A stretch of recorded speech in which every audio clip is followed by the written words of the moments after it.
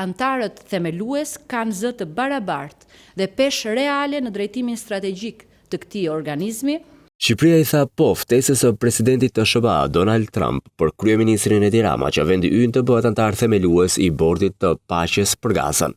Duke cilësuar vlerësim të rrallë për vendin nga kreu i shtëpisë së bardhë, shefi i diplomacisë shqiptare në një konferencë të posaçme rrëzoi raportimet për kosto financiare deri në 1 miliard euro.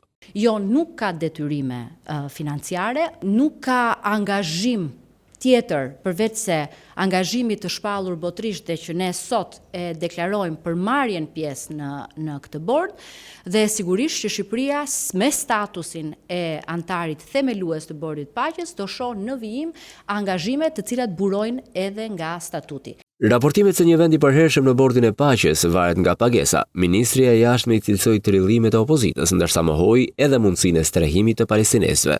Në Tiranë Plas Marazi e marrin dhen lloj-lloj tregimesh me miliarda dollar që do pague kemi për bordin, me palestinezë që do i sill kemi në Shqipëri në këmbim të prezencës son në bord.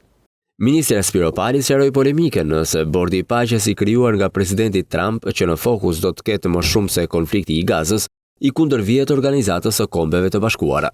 Nuk i kundërvihet Kombeve të Bashkuara, përkundrazi rrjedh nga një rezolut e Kombeve të Bashkuara. Një përgjigje pati edhe lidhur me akuzat e opozitës se SBA e ka futur vendin tonë në listë të zezë për shkak të korrupsionit e krimit të organizuar. E kanë marrë përgjigjen direkt nga presidenti Trump, i cili ka nënshkruar në letrën e tij se Shqipëria është një partner i mrekullueshëm dhe Edi Rama është një udhëheqës i respektuar botërisht. U dha përgjigje edhe akuzave për faljen e Sazanit, dhëndrit të Trump. Asnjë nuk kërkon që Shqipëria të falë toka siç i quani ju apo të angazhohet në aktivitet të tillë. Ka projekte serioze që janë pjesë e projekteve tona zhvillimore.